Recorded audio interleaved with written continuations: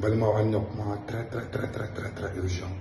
Le dimanche 24 mai 2026. Ko Mali au Conseil islamique Moro, Koubega Mali sous la mec Bédéoulé,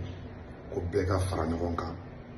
Kangan Tegalinoma, ko Mali Bédéoumono, Kangan Mali Soli, ou Agnata Kain, Koube Béouli, Koubena Nyoye Badoke, mais problème doit les bien, beau Malion. Assimi Goïta Kalumbaga dobe ko yelema ka ke ina fɔ ko Assimi ka soutien do yi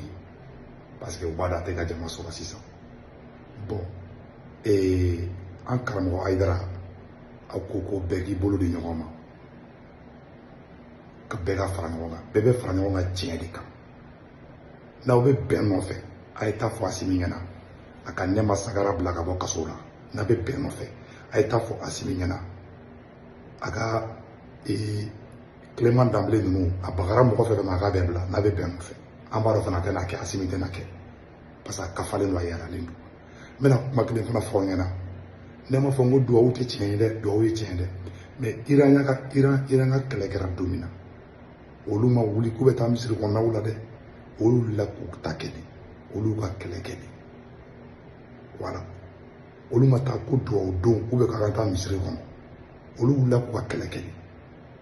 olu ka maramafɛn fɛn bɛ dilan a tilancɛ bɛɛ ye musow de olu dun ka jamana ye silamɛ jamana de ne bɛ mun fɔ an ɲɛna kɛlɛ min bɛ ka kɛ silamɛ kɛlɛ tɛ dɛ diinɛko kɛlɛ tɛ Mali kɔnɔ dɛ aw karamɔgɔ yɛrɛ ma de bɛ ka ɲɔgɔn fɛn kɛ sinon walayi nin kɛlɛ n'a tɛ ɲɔgɔn ɲɛsira la kɛlɛ kelen bɛ yen Assimi ka sɔrɔsiw recruter ka marifa di sɔrɔsiw ma ka taa kɛlɛ kɛ o dɔrɔn de solution ye o ye ne ka conseil ye k'o fɔ a ɲɛna n'a ye ne ka kuma mɛn sinon Iran ye exemple yira an na dɛ olu y'u ka kɛlɛ kɛ olu ma tigi nɔrɔ olu ma taga olu ka jamana kɛlɛ don min na u wulila k'u jɔ k'u yɛrɛ défendre ko aide-toi du ciel t'aidera o ye ne ka conseil k'o fɔ an ɲɛna dɔw fana bɛ ka bɔ ko Aidara ninnu bɛ fɛ ka bɔ ko ka Assimi Goïta de soutenir transition dɛmɛbaga dɔw bɛ ka taa bila u ka page sanfɛ k'u bɛ fɛ ka soutien de kɛ ko Mali silamɛw bɛ fɛ ka bɔli de kɛ ko ka duwawu don Assimi ka fanga ye kuma fila de bɛ ka fɔ mais silamɛw yɛrɛ ye kuma mun fɔ ani Assimi Goïta dɛmɛbagaw bɛ ka kuma a bɛɛ tɛ dɛ n y'a page dɔw sanfɛ bon u bɔra minnu yɛrɛ kumakan kalan an k'a lamɛn an kan ka mun fana fɔ an b'o fana fɔ k'a f'u ɲɛna k'a fɔ an karamɔgɔ Aidara ɲɛna k'a fɔ Mali silamɛ tɔn bɛɛ ɲɛna aw bɛɛ k'aw tɛgɛ di ɲɔgɔn ma o ye tiɲɛ de o ka ɲi an y'u ka n bɛ tila k'u ka video kala a b'a lamɛn mais n bɛ fɛ ka Maliyɛnw na sɔmi kuma kelen na Mali kɛlɛ selen bɛ niveau min ma sisan minnu bɛ ka marifa ta ka Mali kɛlɛ a y'a fɔ Aidara ɲɛna u tɛ ka Ala ko kɛlɛ kɛ maa minnu ye marifa ta an contre la tubabuw ka mɔgɔ de don tubabuw yɛrɛ bɛ k'u dɛmɛ k'an kɛlɛ mɔgɔ minnu bɛ k'u dɛmɛ k'an kɛlɛ arabuw tɛ k'u dɛmɛ k'an kɛlɛ dɛ tubabuw de bɛ k'u dɛmɛ k'anw kɛlɛ kuranɛ ko kɛlɛ tɛ Ala ko kɛlɛ tɛ kira ko kɛlɛ tɛ maa u bɛ k'o tɔgɔw de utiliser ma o tɛ n'i y'a ye siga donna silamɛw yɛrɛ ma ɲɔgɔn cɛ aw silamɛw yɛrɛ de chrétien m'aw tɔgɔ tiɲɛ kamiti ma fɔlɔfɔlɔ ma bɔ k'aw tɔgɔ tiɲɛ aw silamɛ damaw yɛrɛ de ye siga don aw yɛrɛ ma ni ɲɔgɔn cɛ o ye tiɲɛ de Aidara o tɛ tiɲɛ ya jɔn de ko k'a ta wahabiyaw ka misiri kɔnɔ ko tero bɛ yen donc sigana bɔra aw yɛrɛ de ka côté la maa minnu bɛ k'an kɛlɛ u ni Mali karamɔgɔ si tɛ ɲɔgɔn bolo peut-être que Yadagali Malien de don ani Malien bɛɛ kun ka di peut-être o dɔnbaga b'a ni mɔgɔ dɔw cɛ silamɛ b'o la diinɛɲɛmɔgɔ b'o la politicien b'o la sɔrɔsi b'o la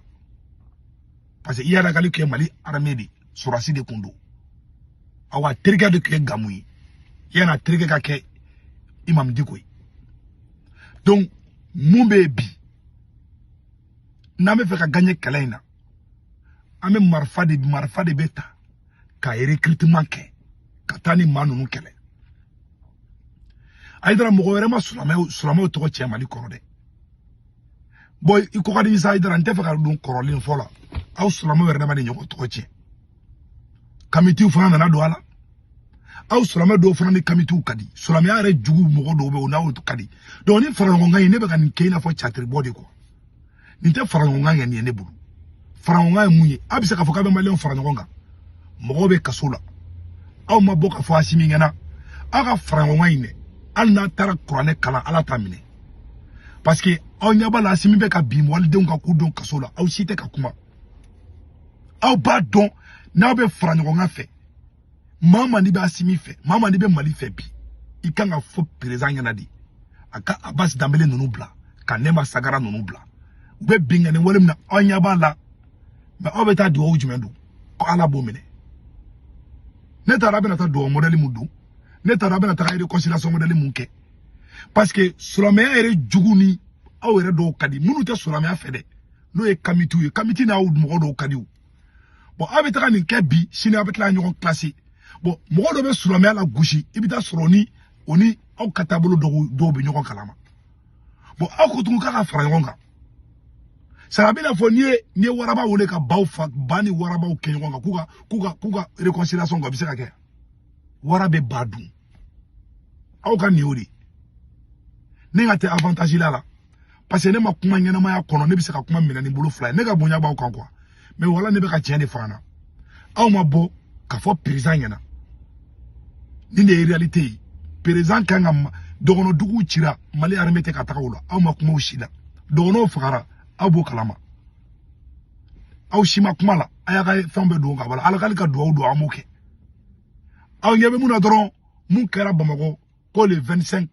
ko ataki mun kera parce que Bamako ya tasro kati ya tasro aw la karamo wula aw karamo na utara aw ne kalna uye sadike hal na yo kuraneta ha ka shiga kalanga klika kalan ala ta minea parce que aw te ka ken jeleya me ka tien de fana moi je vais être ntaw musala habi koyi ngina tala ka vidéo réagir parce que na fatala c'est pas la peine nga vidéo réagir abora aw koko Sulama bena frango nga amambolo di nyogoma ona obolo di nyogoma abena marfale ta kata bina nkelesa hal na obora aw karamo mona bobi ça dit net na falan na quoi peut-être que jama fara nyoko nga Assimi Goïta de Mebaka Toko Tagro ko les religieux sont avec Assimi. Ko indabo ku yo drondi. Abisa ka ota idara nganinge. Abisa ka idara nganinge re munye. Au ka otege di nyoko peut-être. Mais ote fanga ka nganinge. Fanga tize ka jamana bobli. Malembe tegara Assimi la. Aw munu me ka bo. Aw nyabe Assimi na abeka bi mokoka. Aw nyaba la beka galondoro mokola. Mogodo be ki bankulu juger.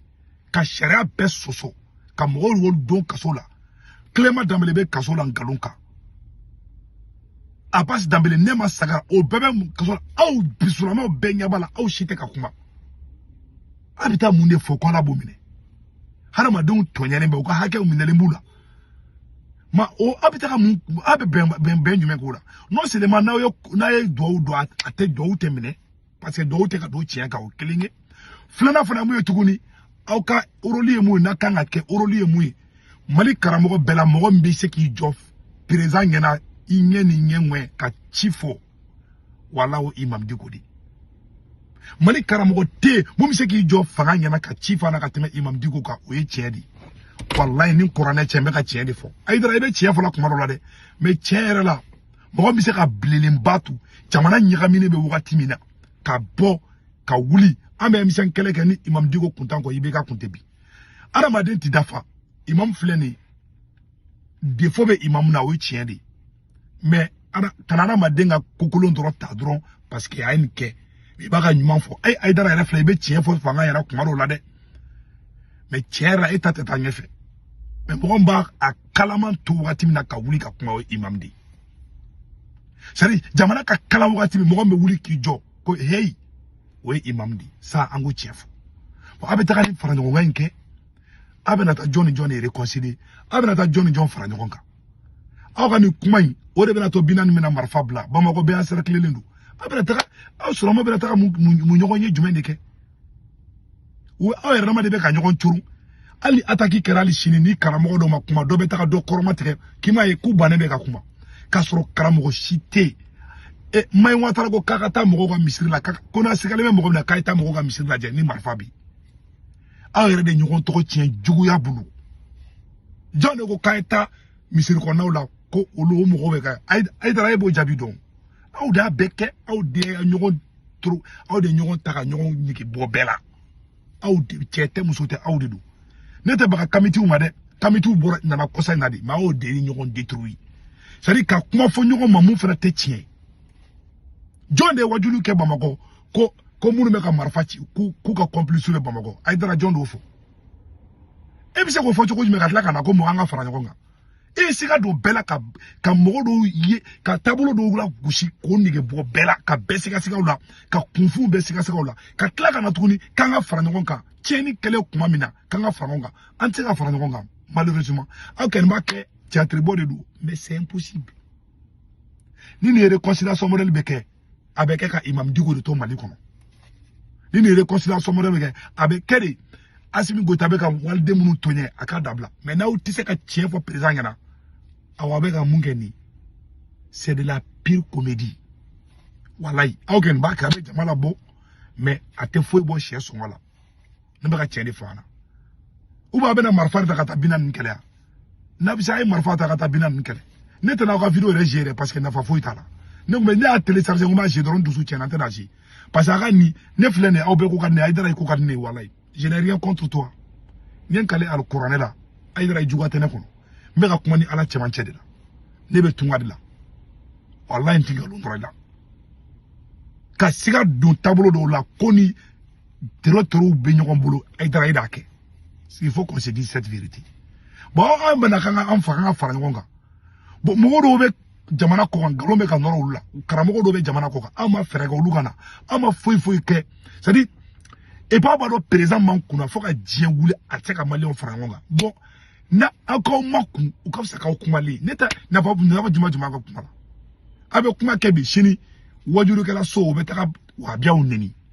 un petit mal éduqué a bɛ tilen ka neni aw conseil jumɛn bɔra k'a fɔ k'a ka dabila f'a b'a fɔ ko dangadenw bila koro bɛ taga wajulu kɛ ka cɛkɔrɔbaw neni ko olu ye dangadenw de a b'a kɛ cybercriminalité tulo b'a la cɛ an tɛ se ka réconcilier nin kan a bɛ taga nin meeting karan kɛ a bɛ baara o dugujɛ Mamadou Sow un petit voyou a bɛ t'i sigi ka taa cɛkɔrɔbaw neni k'olu ye dangadenw de a b'a fɔ ka wajulu la a b'u neni yɛrɛ de o fana wajulu dɔ yan a b'a kɛ ani Haidara ka mɔgɔw yɛrɛ de fana ka di a ka vidéo ne bɛ amisardini caman ye k'a partager ne bɛ tiɲɛ de fɔ bi dɛ Haidara ko ka ne ye mais ni tugutugu bari n tɛ jamana jɔ ye quoi n tɛ silamɛya ye quoi moi je vais être très direct jamana de bɛ ka taa jiwoyo fɛ a bolo k'an bɛ théâtre bɔ de la k'a bɛ fara ɲɔgɔn kan ni fɛnw a bolo ko e b'a to ko bɛ ɲa non o t'a tɔ bɛ ɲa ko solution ye mun ye fo ni Assimi taara ni président wɛrɛ nana parce que Assimi kafalen don a yɛrɛlen don a tɛ mɔgɔ lamɛn ɔ ni mɔgɔ min tɛ mɔgɔ lamɛn ne bolo aw kuma ma kun de ka Assimi lajɛ n'a kɛlɛ bɛ se Assimi jamanaden ɲuman bɛɛ kɛlɛ an ka miliyariw bɛ soin olu tɛ se ka ko in bɛɛ tɛ se ka ban fɔlɔ quoi donc nin yɔrɔ de kun don ka yira maliyɛnw na ne tɛ n'a ka vidéo yɛrɛ gérer a ka ɲi c'est bon a k'an bɛn